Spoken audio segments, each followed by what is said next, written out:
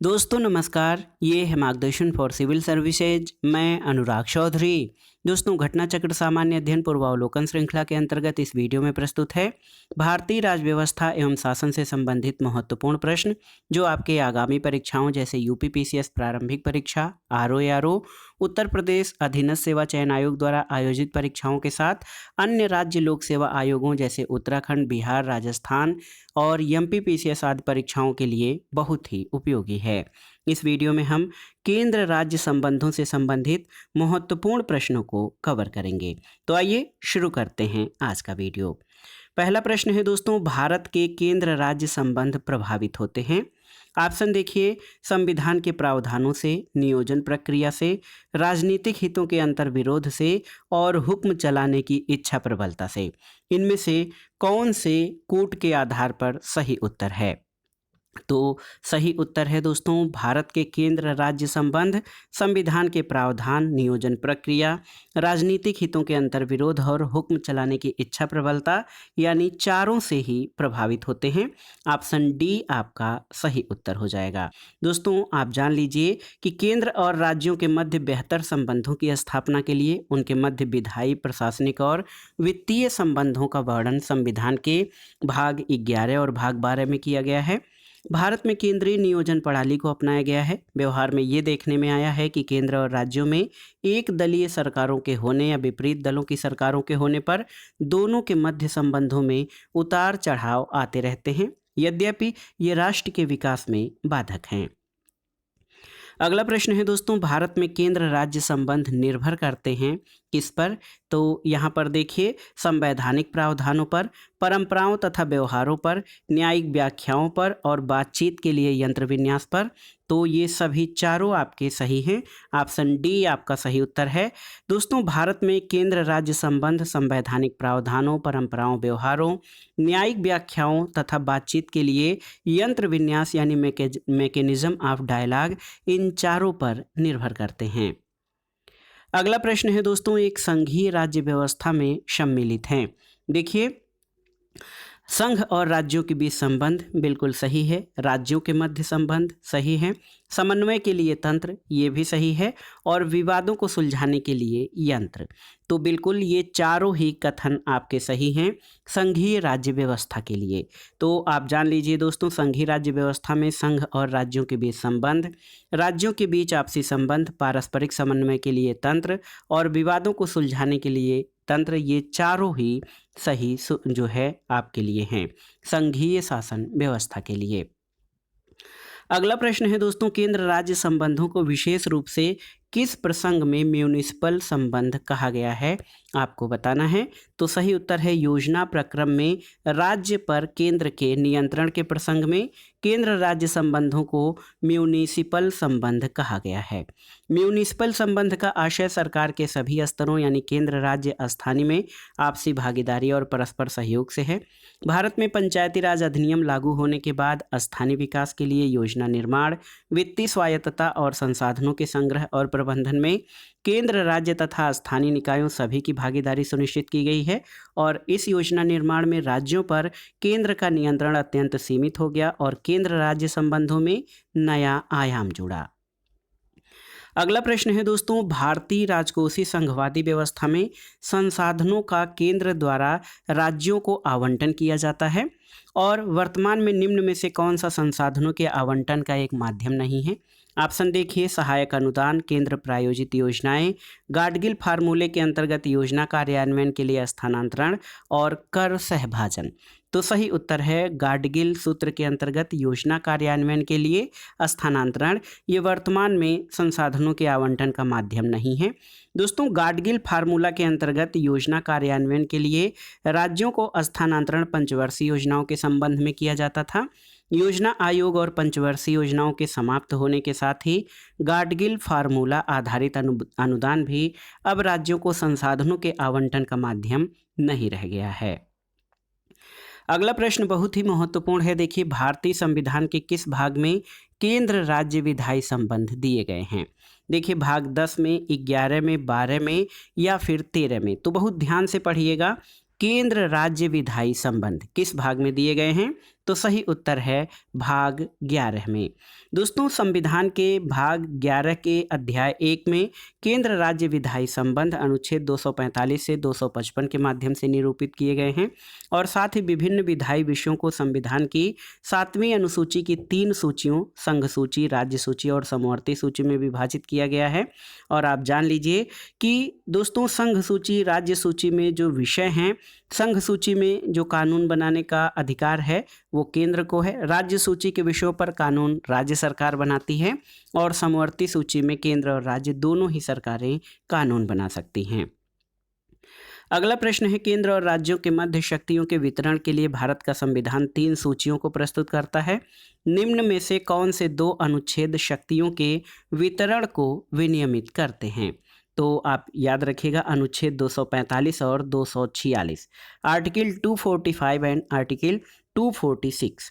दोस्तों अनुच्छेद 4 पहली और चौथी अनुसूची के संशोधन, अनुच्छेद 5 में संविधान के प्रारंभ पर नागरिकता, अनुच्छेद 56-57 राष्ट्रपति की पदावधि और पुनर्निर्वाचन के लिए पात्रता और अनुच्छेद 141-42 उच्चतम न्यायालय की शक्तियों के बारे में उपबंधों से संबंधित हैं, जबकि आर्टिकल 245 संसद और राज्य विधानमंडलों द्वारा बनाई जाने वाली विधियों के विस्तार की राज्य क्षेत्रीय सीमा को भी निश्चित करता है।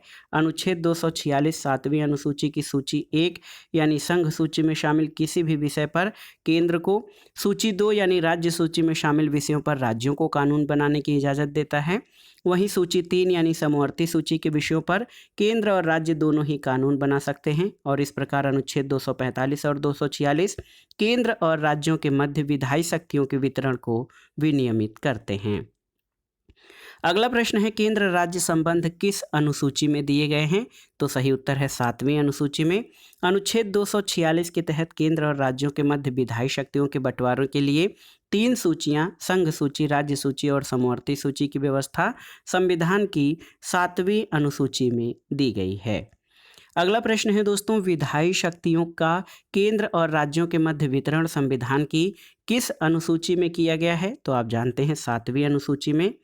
अगला प्रश्न है, वे विषय जिन पर केंद्र और राज्य सरकारें दोनों कानून बना सकती हैं वो किस में उल्लिखित हैं? तो उत्तर है समवर्ती सूची में। लेकिन इस सूची में अगर संघ और राज्य के कानूनों में कोई अंतर्विरोध होता है तो संघ का कानून माना जाता है। अगला प्रश्न है दोस्तों, देखिए, भारत में निम्नलिखित में से किसे शिशुओं और अवयस्कों के साथ साथ आर्थिक और सामाजिक योजनाओं के लिए विधि निर्माण की शक्तियां प्रदत्त हैं? तो सही उत्तर है केंद्र और राज्य सरकार दोनों को शिशुओं और अवयस्कों के साथ आर्थिक और सामाजिक योजनाओं के लिए विधि निर्माण की शक्तियां प्राप्त हैं। अगला प्रश्न है दोस्तों, भारतीय संविधान में अवशिष्ट शक्तियां किस में निहित हैं? तो आप जानते हैं भारतीय संविधान में अवशिष्ट शक्तियां जो हैं वो संसद में निहित हैं, यानी केंद्र सरकार में निहित हैं। दोस्तों संसद को ऐसे विषय के संबंध में जो समवर्ती सूची या राज्य सूची में प्रगणित नहीं है विधि बनाने की अनन्य शक्ति है अनुच्छेद 248(1) के तहत, जबकि पूर्णतः संघीय व्यवस्था में अवशिष्ट विधायी शक्तियां प्रायः राज्यों को दी जाती हैं, जैसे कि संयुक्त राज्य अमेरिका में संघीय प्रणाली में अवशिष्ट शक्तियां जो है अवशिष्ट विधायी शक्तियां राज्यों को दी गई हैं। अगला प्रश्न है, भारतीय संविधान ने अवशिष्ट अधिकारों को किसे दिया है? तो उत्तर है संघीय सरकार को दिया है अवशिष्ट शक्तियों को भारतीय संविधान ने। अगला प्रश्न है दोस्तों, भारतीय संविधान का अनुच्छेद 249 किससे संबंधित है? तो ये राज्य सूची के विषय के संबंध में संसद की विधायी शक्तियों से संबंधित है अनुच्छेद 249। और याद कर लीजिए दोस्तों, भारतीय संविधान के अनुच्छेद 249 में कहा गया है कि यदि राज्यसभा ने उपस्थित और मत देने वाले सदस्यों में से कम 2/3 सदस्यों द्वारा समर्थित संकल्प से ये घोषित किया है कि राष्ट्रीय हित में ये जरूरी और समीचीन है कि संसद राज्य सूची के विषय या माल और सेवा कर के संबंध में जो उस संकल्प से विनिर्दिष्ट है विधि बनाए, तो संसद उस विषय के संबंध में भारत के संपूर्ण राज्य क्षेत्र या उसके किसी भाग के लिए विधि बना सकती है। अगला प्रश्न है, अनुच्छेद 249 के खंड 1 के अंतर्गत पारित प्रस्ताव निम्नलिखित में से किससे अधिक समय के लिए प्रवृत्त नहीं रहेगा? तो सही उत्तर क्या हो जाएगा? ऑप्शन पहले देख लीजिए, 1 माह, 3 माह, 6 माह और 1 वर्ष। तो सही उत्तर है 1 वर्ष। दोस्तों अनुच्छेद 249 के खंड 2 के अनुसार खंड 1 के अंतर्गत पारित प्रस्ताव 1 वर्ष से अधिक समय के लिए प्रवृत्त नहीं रहेगा। लेकिन यदि जितनी बार ऐसे किसी संकल्प को बनाए रखने का अनुमोदन करने वाला संकल्प खंड 1 में उपबंधित रीति से पारित हो जाता है, तो उतनी बार ऐसा संकल्प उस तारीख से जिसको वो इस खंड के अधीन अन्यथा प्रवृत्त नहीं रहता, 1 वर्ष की और अवधि तक प्रवृत्त रहेगा। अगला प्रश्न है, राज्यसभा द्वारा संविधान के अनुच्छेद 249 के अंतर्गत पारित संकल्प जिसके द्वारा संसद को राज्य सूची के विषय पर राष्ट्रीय हित में विधि निर्मित करने का अधिकार दिया गया है, प्रवृत्त रहेगा। तो सही उत्तर है 1 वर्ष से अधिक नहीं। अगला प्रश्न है, निम्नलिखित में से किस अनुच्छेद के अनुसार भारतीय संविधान अंतर्राज्यीय परिषद के संबंध का प्रावधान करता है? अनुच्छेद 262, 263, 264 या 265? तो सही उत्तर है अनुच्छेद 263, ऑप्शन बी। याद रखिएगा दोस्तों, अनुच्छेद 263 जो है वो केंद्र और राज्यों के बीच समन्वय स्थापित करने के लिए राष्ट्रपति को एक अंतर्राज्यीय परिषद की स्थापना करने की शक्ति देता है।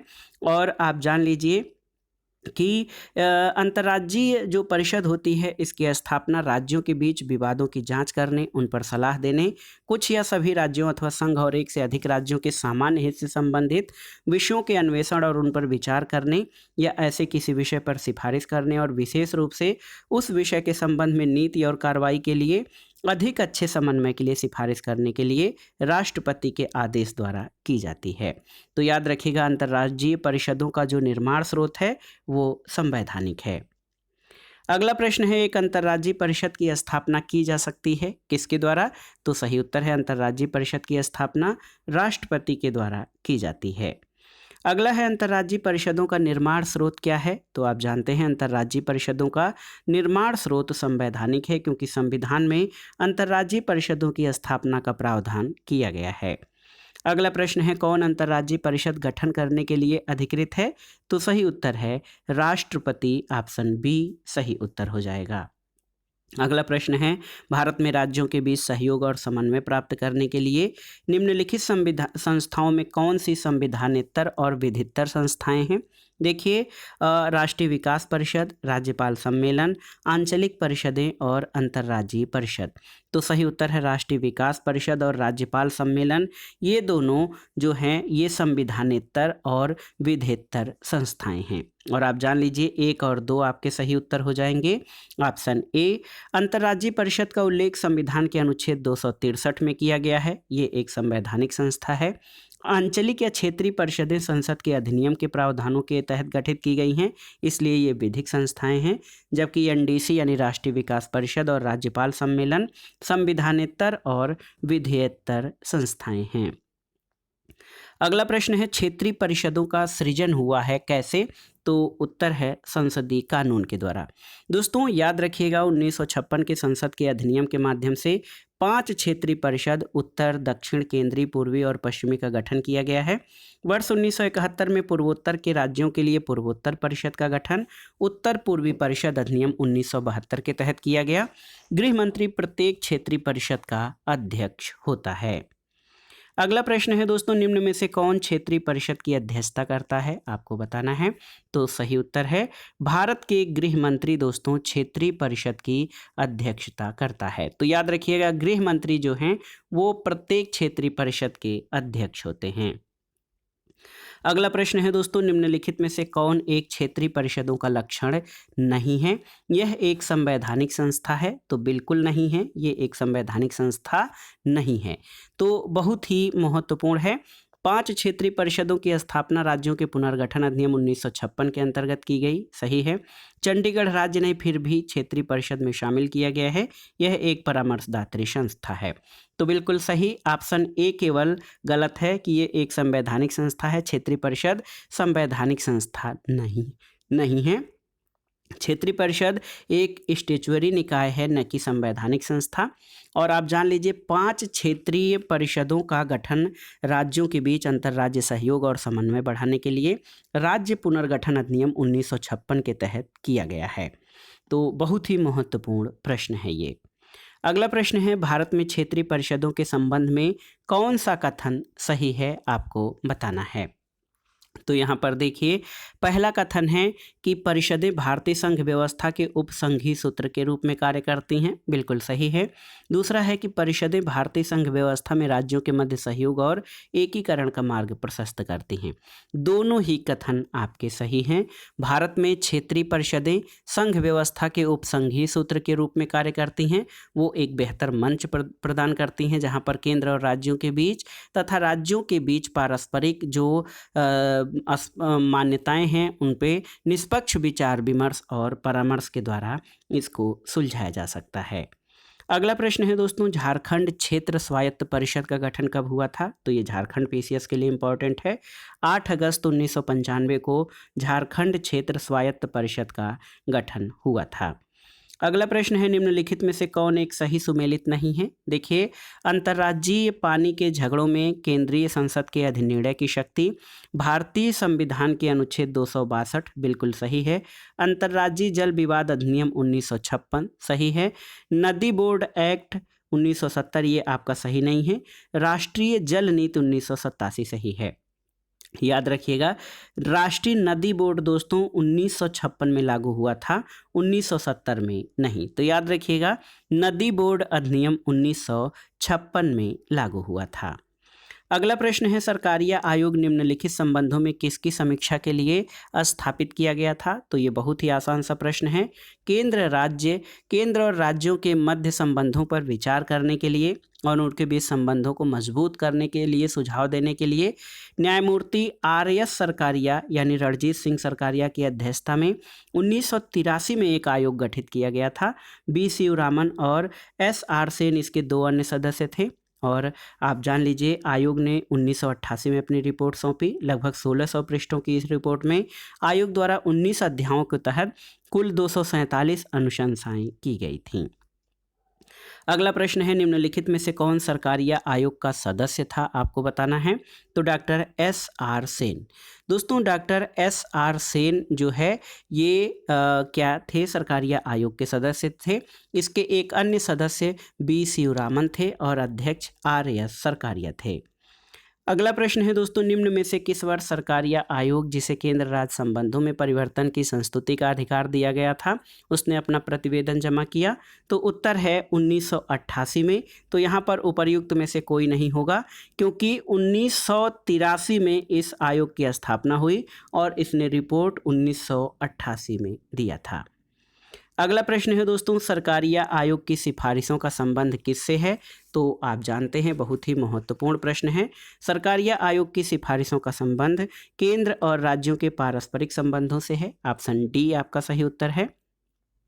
अगला प्रश्न, नीचे 2 कथन दिए गए हैं, कथन और कारण। तो इसमें कथन है कि सरकारिया कमीशन की सिफारिश के अनुसार अनुच्छेद 356 का प्रयोग कम से कम होना चाहिए। तो ये बिल्कुल सही है। कारण है कि जिन राजनीतिक दलों ने केंद्र में सरकार बनाई है उन्होंने अनुच्छेद 356 का दुरुपयोग किया है। बिल्कुल सही। ए और आर दोनों सही हैं, लेकिन आर ए का सही स्पष्टीकरण भी है। ए और आर दोनों सही हैं। आर ए का सही व्याख्या करता है। आप जान लीजिए दोस्तों, केंद्र राज्य संबंधों पर विचार करने के लिए सरकारिया आयोग बना था और इसने अपनी सिफारिश में अनुच्छेद 356 को कम से कम प्रयोग में लाने पर बल दिया। कई बार अनुच्छेद 356 का केंद्र में सत्तारूढ़ दलों द्वारा दुरुपयोग हुआ है और अनुच्छेद 356 के अंतर्गत राष्ट्रपति शासन की घोषणा अन्य प्रावधानों पर विचार किए बिना जल्दबाजी में कर दी जाती है। तो कथन और कारण दोनों सही हैं और कारण कथन की सही व्याख्या है। अगला प्रश्न है दोस्तों, किस आयोग ने अस्थायी अंतर्राज्यीय परिषद, जो अंतर सरकारी परिषद के नाम से जानी जाती है, उसकी स्थापना का समर्थन किया था? तो ये था सरकारिया आयोग। दोस्तों, सरकारिया आयोग ने अपनी रिपोर्ट में अस्थायी अंतर्राज्यीय परिषद की स्थापना की अनुशंसा की थी। अगला प्रश्न है, निम्नलिखित में से कौन से आयोग या समिति की सिफारिश पर भारत में अंतर्राज्यीय परिषद की स्थापना हुई थी? तो सही उत्तर है दोस्तों किस परिषद की? तो सही उत्तर आपका हो जाएगा सरकारिया आयोग। और आप जान लीजिए, सरकारिया आयोग के अनुशंसा या सिफारिश के आधार पर मई 1990 में संविधान के अनुच्छेद 263 के तहत राष्ट्रपति के आदेश से प्रधानमंत्री की अध्यक्षता में अंतर्राज्यीय परिषद का गठन किया गया था। अगला प्रश्न है, निम्नलिखित में से कौन संघ राज्य संबंधों से संबंधित नहीं है? सरकारिया आयोग, राजमन्नार आयोग, इंद्रजीत गुप्ता समिति और पुंछी आयोग। तो इंद्रजीत गुप्ता समिति का संबंध चुनाव सुधारों से है। इसका गठन 1998 में किया गया था। और आप जान लीजिए, अन्य सभी जो आयोग हैं उनका संबंध केंद्र राज्य संबंधों से है। अगला प्रश्न है, कथन और कारण से संबंधित है। कथन है, केंद्र राज्य संबंधों पर पुनर्विचार की मांगें बढ़ती रही हैं। कारण है कि राज्यों के पास विकास कार्यों के लिए पर्याप्त साधन नहीं है। तो बिल्कुल सही, ए और आर दोनों अपनी जगह सही हैं और आर ए की सही व्याख्या करता है। ऑप्शन ए आपका सही उत्तर हो जाएगा। दोस्तों, आप जान लीजिए, भारतीय संघ में केंद्र की स्थिति और भूमिका शक्तिशाली है और इस संबंध में राज्यों पर केंद्र का वर्चस्व है। यद्यपि वित्तीय विषयों का बंटवारा दोनों के मध्य किया गया है, लेकिन वित्तीय स्रोतों का जो आवंटन है केंद्र के पक्ष में अधिक है। राज्यों के पास विकास कार्यों के लिए पर्याप्त संसाधन नहीं है। यही कारण है कि केंद्र राज्य संबंधों पर पुनर्विचार की मांगें बढ़ती जा रही हैं। तो कथन और कारण दोनों सही हैं और कारण कथन की सही व्याख्या कर रहा है। अगला प्रश्न भी कथन और कारण से संबंधित है। नीचे दो कथन दिए गए हैं, कथन और कारण। कथन है कि राज्य की कार्यपालिका शक्ति का प्रयोग संसद के कानूनों तथा राज्यों में लागू कानूनों का अनुपालन सुनिश्चित करने के लिए होता है। बिल्कुल सही है। कारण है, अपनी कार्यपालिका शक्तियों का प्रयोग करके भारत सरकार राज्यों को आवश्यक निर्देश दे सकती है। तो बिल्कुल सही है। दोस्तों, कथन और कारण यहाँ पर दोनों सही हैं और कारण कथन की सही व्याख्या कर रहा है। अगला प्रश्न है, भारत के संविधान के निम्नलिखित अनुच्छेदों में किसके अनुसार प्रत्येक राज्य की कार्यपालिका शक्ति का इस प्रकार प्रयोग किया जाएगा जिससे संघ की कार्यपालिका शक्ति के प्रयोग में कोई अड़चन न हो या उस पर कोई प्रतिकूल प्रभाव न पड़े? ऑप्शन है अनुच्छेद 257, 258, 355 या 356। तो सही उत्तर है, ये प्रावधान अनुच्छेद 257 में किया गया है। अगला प्रश्न है, भारतीय संविधान का कौन सा भाग केंद्र और राज्यों के मध्य वित्तीय संबंधों का विवरण प्रस्तुत करता है? तो सही उत्तर है भाग 12। दोस्तों, केंद्र और राज्यों के बीच जो विधायी और प्रशासनिक संबंध हैं, विधायी और प्रशासनिक संबंधों का विवरण भाग 11 में है।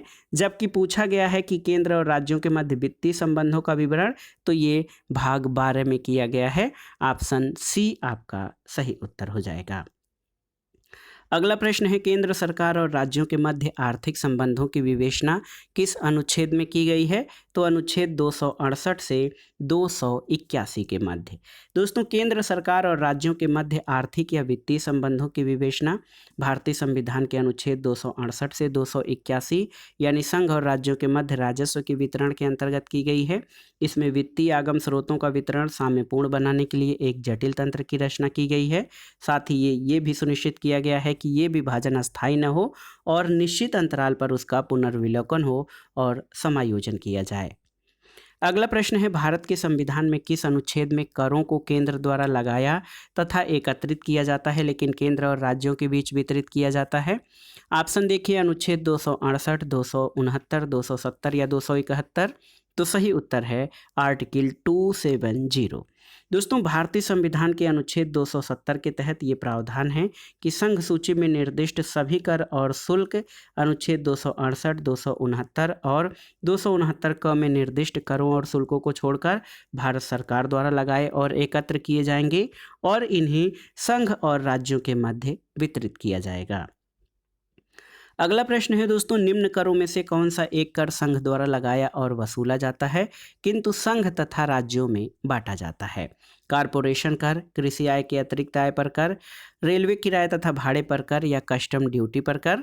तो इसको आप देखिए दोस्तों, अनुच्छेद 270 एक के तहत कृषि आय से भिन्न कर पर भारत सरकार द्वारा उद्ग्रहित और संग्रहित किए जाते थे और संघ और राज्यों के बीच वितरित किए जाते थे। वर्तमान में अनुच्छेद 270 में ये प्रावधान है कि संघ सूची में निर्दिष्ट सभी कर और शुल्क जो है अनुच्छेद 268, 269 और 269 क में निर्दिष्ट करों और शुल्कों को छोड़कर भारत सरकार द्वारा एकत्र किए जाएंगे। इन्हें संघ और राज्यों के मध्य वितरित किया जाएगा। अनुच्छेद 268 के तहत संघ द्वारा एकत्र किए गए राज्यों के भीतर संग्रहित और विनियोजित किए जाने वाले शुल्क। अनुच्छेद 269 के तहत संघ द्वारा उद्गृहित और संग्रहित किंतु राज्यों को सौंपे जाने वाले कर। और आप देख लीजिए दोस्तों, भारत सरकार द्वारा उद्गृहित और संग्रहित जीएसटी परिषद की सिफारिशों के आधार पर उपबंधित संसदीय विधि द्वारा संघ और राज्यों के बीच विभाजन संबंधी प्रावधान किए गए हैं। अगला प्रश्न है, निम्न कथनों पर विचार कीजिए। बहुत ही महत्वपूर्ण 2 कथन आपके दिए गए हैं। पहला कथन है कि राज्य सरकार द्वारा लगाया और वसूल किया जाता है भारत में वित्तीय सौदों पर स्टैम्प शुल्क, गलत है। और स्टैम्प शुल्क का विनियोजन संघ सरकार द्वारा किया जाता है, ये भी गलत है। तो कोई भी सही नहीं है, आपका ऑप्शन डी सही उत्तर हो जाएगा। क्यों? क्योंकि अनुच्छेद 268 के अनुसार ऐसे स्टैम्प शुल्क जो संघ सूची में वर्णित हैं, जैसे संघ सूची की प्रविष्टि 91 में वर्णित वित्तीय सौदों पर स्टैम्प शुल्क, उन्हें संघ द्वारा लगाया और उद्गृहित किया जाता है, किंतु राज्यों के भीतर उन्हें संबंधित राज्य सरकार द्वारा संग्रहित और विनियोजित किया जाता है। अगला प्रश्न है, निम्नलिखित कथनों पर विचार कीजिए। पहला कथन है कि भारत में शेयर बाजार और फ्यूचर बाजार में हुए लेन देन पर कर किसके द्वारा? संघ द्वारा लगाए जाते हैं, बिल्कुल सही है। राज्यों द्वारा एकत्र किए जाते हैं, तो ये गलत है। केवल एक आपका सही होगा। क्यों? तो आप देख सकते हैं संविधान की 7वीं अनुसूची में केंद्र और राज्यों के मध्य शक्तियों के बंटवारे के बारे में दिया गया है और इसके अंतर्गत 3 सूचियां हैं, संघ, राज्य और समवर्ती सूची। और आप जान लीजिए शेयर बाजार और फ्यूचर बाजार में हुए लेन देन पर कर संघ सूची के अंतर्गत आता है। इसे संविधान के अनुच्छेद 270 के तहत संघ द्वारा लगाया और उद्गृहित किया जाता है और इसे संघ द्वारा ही एकत्र किया जाता है। भारत में प्रतिभूति हस्तांतरण कर वर्ष 2004 में लागू किया गया था। अगला प्रश्न है, भारत में कर निर्दिष्टीकरण के संवैधानिक प्रावधानों के तहत निम्न में से कौन सा कर जो पूरी तरह राज्यों द्वारा लगाया और वसूला जाता है? देखिए, आयकर, भू राजस्व, निगम कर और जीएसटी। तो सही उत्तर है भू राजस्व पूरी तरह राज्यों के द्वारा आरोपित भी किया जाता है और वसूला भी जाता है। अगला प्रश्न है दोस्तों, क्या संविधान के अंतर्गत भारतीय संघ के राज्य विदेशी ऋण सीधे लेने की शक्ति रखते हैं? तो नहीं रखते हैं। याद रखिएगा, संविधान के अनुच्छेद 293 के तहत राज्यों की कार्यपालिका शक्ति का विस्तार उस राज्य की संचित निधि की प्रतिभूति पर ऐसी सीमाओं के भीतर यदि कोई हो जिन्हें ऐसे राज्य का विधानमंडल समय समय पर विधि द्वारा नियत करे, भारत के राज्य क्षेत्र के भीतर उधार लेने तक और ऐसी सीमाओं के भीतर प्रत्याभूति देने तक हैं। स्पष्ट है कि संविधान के अंतर्गत भारतीय संघ के राज्य जो है विदेशी ऋण सीधे प्राप्त नहीं कर सकते हैं। राज्यों द्वारा विदेशी ऋण संघ सरकार के माध्यम से भारत सरकार की प्रत्याभूति पर ही प्राप्त किया जा सकता है। अगला प्रश्न है दोस्तों, राज्य सरकारों को कृषि आय कर कौन समनुदेशित करता है? भारत सरकारों को, राज्य सरकारों को कृषि आय पर कर कौन समानुदेशित करता है? तो उत्तर है भारत का संविधान। और संविधान की 7वीं अनुसूची के अनुसार जो राज्य सूची है उसके प्रविष्टि संख्या 46 के तहत कृषि आय पर कर का उल्लेख है, यानी ये विषय राज्यों के अधिकार में है। साथ ही संविधान के अनुच्छेद 274 में कृषि आय कर या ऐसे कराधान जिनमें राज्य हितबद्ध हैं उसके लिए प्रावधान किए गए हैं। अगला प्रश्न है, केंद्र और राज्यों के बीच वित्तीय विवादों के निपटारे के लिए मुख्य एजेंसी क्या है? तो उत्तर है सर्वोच्च न्यायालय। दोस्तों, केंद्र और राज्यों के बीच कोई वित्तीय विवाद होता है उसकी मुख्य एजेंसी सर्वोच्च न्यायालय है। भारतीय संविधान के अनुच्छेद 131 के तहत उपर्युक्त मामलों का निपटारा करता है, जबकि वित्त आयोग संघ और राज्यों के मध्य वित्त के बंटवारे के संबंध में सिफारिश करता है। अगला प्रश्न है, निम्नलिखित करों में से किसके अंतर्गत व्यक्ति द्वारा देय पूर्ण धनराशि संविधान द्वारा सीमित कर दी गई है? ऑप्शन है निगम कर, मरणोपरांत संपदा शुल्क, उत्तराधिकार शुल्क और व्यापार, व्यवसाय और वृत्ति कर। तो सही उत्तर है व्यापार, व्यवसाय और वृत्ति कर। दोस्तों, आप जान लीजिए व्यापार, व्यवसाय और वृत्ति कर ये व्यक्ति द्वारा देय पूर्ण धनराशि संविधान द्वारा सीमित कर दी गई है। अनुच्छेद 276(2) के तहत राज्य को या उस राज्य में किसी एक नगर पालिका, जिला बोर्ड, स्थानीय बोर्ड या अन्य स्थानीय प्राधिकारी को किसी एक व्यक्ति के बारे में वृत्तियों, व्यापारों, आजीविकाओं और नियोजनों पर करों के रूप में संदेय कुल रकम 2500 रुपये 60वें संविधान संशोधन 1988 द्वारा 250 रुपये के स्थान पर प्रतिवर्ष सीमित कर दी गई है। अगला प्रश्न है, भारतीय संविधान के किस अनुच्छेद या अनुच्छेदों के द्वारा अंतर्राज्यीय व्यापार और व्यवसाय की स्वतंत्रता दी गई है, तो ये है अनुच्छेद 301 के तहत। दोस्तों, भारतीय संविधान के अनुच्छेद 301 के अनुसार भाग 13 के अन्य उपबंधों के अधीन रहते हुए भारत के राज्य क्षेत्र में सर्वत्र व्यापार, वाणिज्य और समागम अबाध रूप से जो है इसको व्यवस्था की गई है। अगला प्रश्न और इस वीडियो का आखिरी प्रश्न है, भारतीय संविधान का अनुच्छेद 300 किससे संबंधित है? तो उत्तर है मुकदमे और कार्रवाई से। दोस्तों, भारतीय संविधान का अनुच्छेद 300 जो है वाद और कार्रवाइयों से संबंधित है।